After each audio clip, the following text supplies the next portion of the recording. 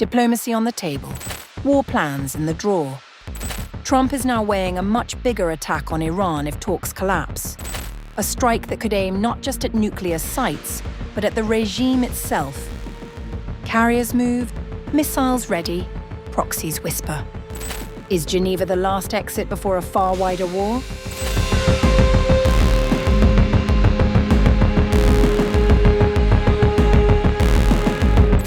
Trump has told his advisors he is preparing a far larger military strike against Iran if diplomacy fails, raising the stakes in what is already the most significant US military buildup in the Middle East since the lead-up to the Iraq War.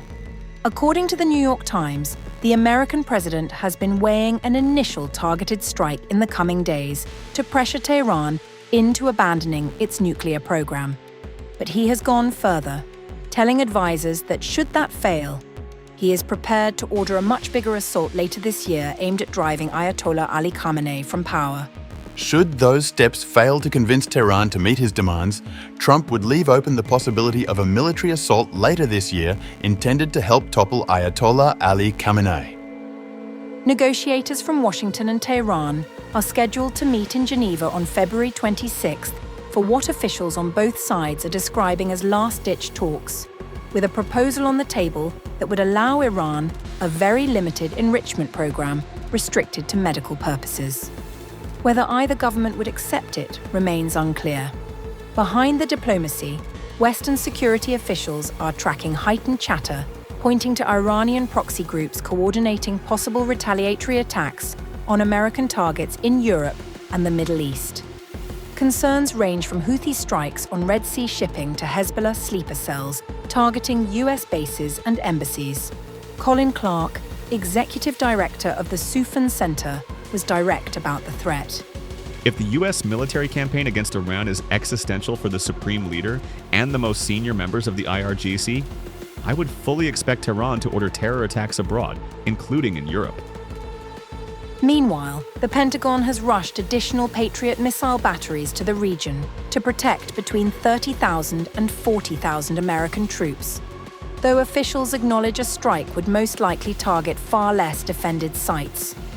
2 aircraft carrier groups are now positioned within striking distance of Iran, and the Gerald R. Ford carrier was reported steaming toward the Israeli coast on Sunday. Not all are buying Trump's rhetoric, though. According to reports in Israeli media, Prime Minister Benjamin Netanyahu is not so sure whether Trump is still on the side of one of America's closest allies. After meeting Trump in Washington earlier this month, Netanyahu reportedly pulled aside a senior US official with a pointed question about where the president actually stood. Is Trump still with us? I'm worried. To add to Israel's worries, Tehran has made a bold warning to its long-standing enemy. Iran's Foreign Minister Abbas Araghchi told CBS News that Iran is in a better situation defensively than in the June 2025 war with Israel and is prepared to strike Israel again with its missiles should it come under attack. Yes, we had a problem with our air defense, but Israelis also had a problem with their air defense, and our missiles were able to hit targets inside Israel. They started the war, but after 12 days, they asked for a ceasefire, an unconditional ceasefire. Why? Because they couldn't defend themselves against our missiles. So we have a very good capability of missiles, and now we are even in a better situation than in the previous war. Iran's missiles hit their targets in a very exact way, and they can do it again. The negotiations in Geneva on February 26th may be the last diplomatic exit before the gates close.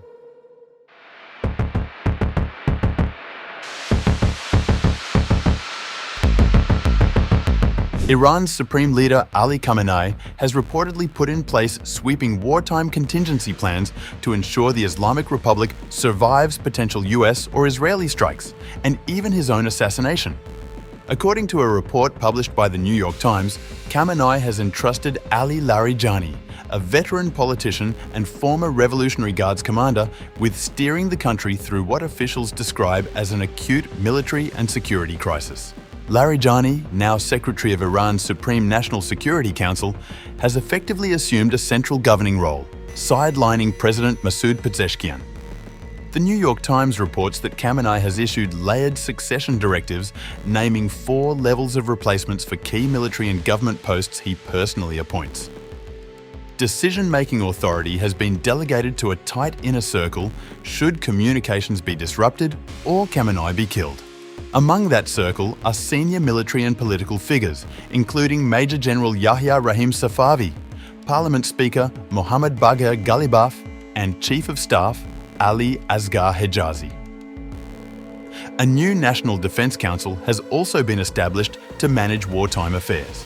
Nasser Imani, a conservative analyst close to the government, told the New York Times that Khamenei's trust in Larijani is rooted in decades of collaboration. Khamenei has a long and close relationship with Larijani, and the supreme leader turned to him in this time of acute military and security crisis. The supreme leader fully trusts Larijani. He believes Larijani is the man for this sensitive juncture because of his political track record, sharp mind, and knowledge. He relies on him for reports on the situation and pragmatic advice. Larijani's role will be very pronounced during war. According to the Times, Larijani has overseen the crackdown on nationwide protests, managed nuclear diplomacy with Washington, and coordinated with allies including Russia, Qatar, and Oman. He is also leading preparations for potential war as US forces amass in the region. In an interview with Al Jazeera during a visit to Doha this month, Larijani struck a defiant tone. We are ready in our country. We are definitely more powerful than before. We have prepared in the past 7-8 months. We found our weaknesses and fixed them. We are not looking for war, and we won't start the war. But if they force it on us, we will respond. Larijani comes from an elite political and religious family, and for 12 years he was the Speaker of the Parliament. In 2021, he was put in charge of negotiating a 25-year comprehensive strategic deal with China worth billions. Some of Khamenei's planning is the result of lessons drawn from Israel's surprise attack in June that wiped out Iran's senior military command chain within the first hours of the war. After the ceasefire, Khamenei appointed Larijani as the Secretary of the National Security Council and created a new National Defense Council headed by Admiral Ali Khamenei to manage military affairs during wartime. Vali Nazar, an expert on Iran and its Shiite theocracy at the Johns Hopkins School of Advanced International Studies. Khamenei is dealing with the reality in front of him. He is expecting to be a martyr and thinking this is my system and legacy, and I will stand until the end. He is distributing power and preparing the state for the next big thing, both succession and war, aware that succession may come as a consequence of war.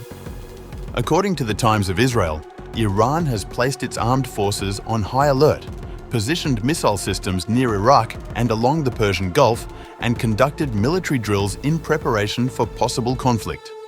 As tensions mount, Tehran is fortifying succession, command, and deterrence, preparing for survival in a volatile regional showdown.